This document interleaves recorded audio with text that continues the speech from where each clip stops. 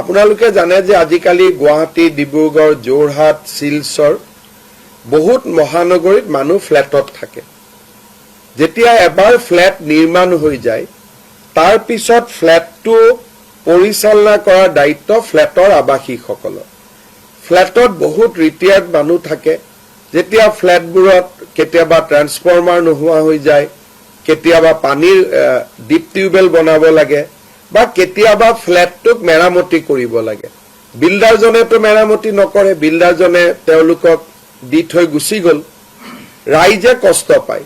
সেইকাৰণে প্ৰয়োজন সাপেক্ষে ফ্ল্যাটত সামূহিক কাম, কোনো ব্যক্তিগত কাম নহয়, সামূহিক কাম কৰিবৰ বাবে এতিয়াৰ পৰা MLA সকলেও ফাণ্ড দিব পাৰিব আৰু ৰাজ্য চৰকাৰেও বিভিন্ন বিভাগৰ পুঁজি প্ৰয়োজন অনুসৰি দিব পাৰিব। আনটাইড ফাণ্ডে হওক বা আন মিউনিচিপালিটিয়ে বিচাৰে কিবা ফাণ্ড দিব বিচাৰে, তেওঁলোকে এতিয়াৰ পৰা ফ্ল্যাটতো পুঁজি দিব পাৰিব।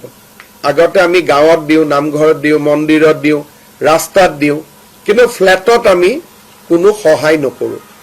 এতিয়া আমি ফ্ল্যাটত সহায় কৰিব পাৰিম দুটা কণ্ডিশ্যন। ফ্ল্যাটটো বিল্ডাৰৰ অধীনত থাকিব নালাগিব, ফ্ল্যাটটো ছ'চাইটিৰ অধীনত থাকিব লাগিব।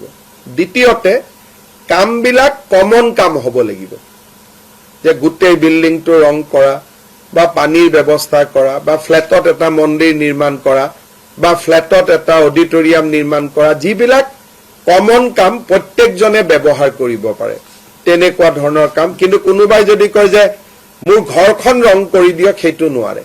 কিন্তু ফ্ল্যাটৰ বাহিৰটো ৰং কৰিব লাগে, তাত চৰকাৰে ইচ্ছা কৰিলে সহায় কৰিব পাৰিব। আপোনালোকে জানে যে আজিকালি গুৱাহাটী, ডিব্ৰুগড়, যোৰহাট, শিলচৰ বহুত মহানগৰীত মানুহ ফ্ল্যাটত থাকে।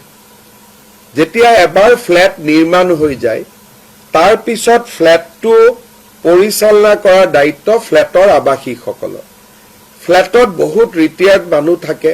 যেতিয়া ফ্ল্যাটবোৰত কেতিয়াবা ট্ৰান্সফৰ্মাৰ নোহোৱা হৈ যায়, কেতিয়াবা পানীৰ ডিপ টিউবেল বনাব লাগে বা কেতিয়াবা ফ্ল্যাটটোক মেৰামতি কৰিব লাগে, বিল্ডাৰজনেতো মেৰামতি নকৰে, বিল্ডাৰজনে তেওঁলোকক দি থৈ গুচি গ'ল, ৰাইজে কষ্ট পায়।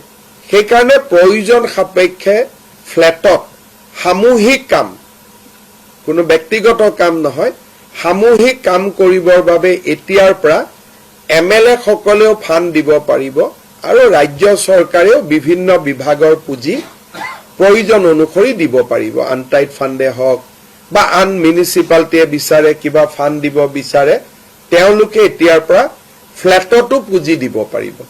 আগতে আমি গাঁৱত দিওঁ, নামঘৰত দিওঁ, মন্দিৰত দিওঁ, ৰাস্তাত দিওঁ, কিন্তু ফ্ল্যাটত আমি কোনো সহায় নকৰোঁ।